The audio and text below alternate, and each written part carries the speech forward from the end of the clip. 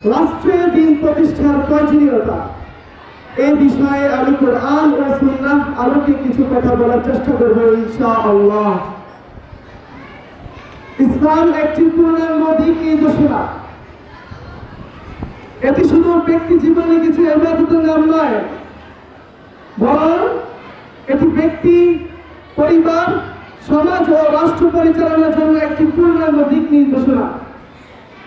আজকে অনেকেই মনে করেন দিন শুধু ব্যক্তিগত, রাষ্ট্রের ধর্মের কোনো স্থান নেই, অথচ এই ধারণা ইসলামের সাথে প্রচন্ড সামঞ্জস্য। আল্লাহ তাআলা বলেন, ওয়ামা খালাকতুল জিন্না ওয়াল ইনসা ইল্লা লিয়াবুদুন, আমি জিন ও মানুষকে সৃষ্টি করেছি একমাত্র আমার ইবাদত করার জন্য।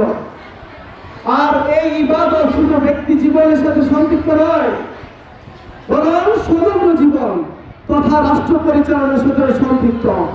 আল্লাহ তাআলা পবিত্র কোরআনে বলেছেন, আল্লাযীনা ইম্মাক্কান্নাহুম ফিল আরদি আকামুস সালাতা ওয়া আতাউয যাকাতা ওয়া আমারু বিল মারুফি ওয়া নাহাউ আনিল মুনকার।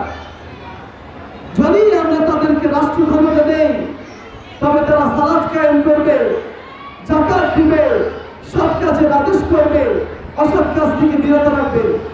এটা স্পষ্ট প্রমাণ করে যে দিনের আসল লক্ষ্যই হচ্ছে যে রাষ্ট্র ব্যবস্থায় দিন প্রতিষ্ঠা করা। রাষ্ট্রের দিন প্রতিষ্ঠা হলে ন্যায় বিচার প্রতিষ্ঠা হবে, রাষ্ট্রের দিন প্রতিষ্ঠা হলে সকল শ্রেণীর নিরাপত্তা নিশ্চিত হবে, রাষ্ট্রের দিন প্রতিষ্ঠা হলে অনৈতিকতা ও দুর্নীতি দমন হবে, রাষ্ট্র দিন প্রতিষ্ঠা হলে আল্লাহর রহমত এবং সাহায্য বর্ষিত হবে।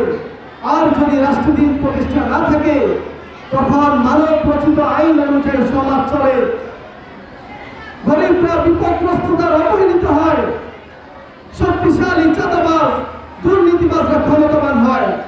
মন থেকে শুরু করে সমাজ ও রাষ্ট্র পর্যন্ত দিন প্রতিষ্ঠার সংগ্রামে সচেষ্ট হয়ে আল্লাহ তাআলা আমাদের সকলকে তৌফিক দান করে বলে আমিন। ওয়া আখিরু দাওয়ানা আলহামদুলিল্লাহি রাব্বিল আলামিন। আসসালামু আলাইকুম ওয়া রাহমাতুল্লাহি ওয়া বারাকাতুহু।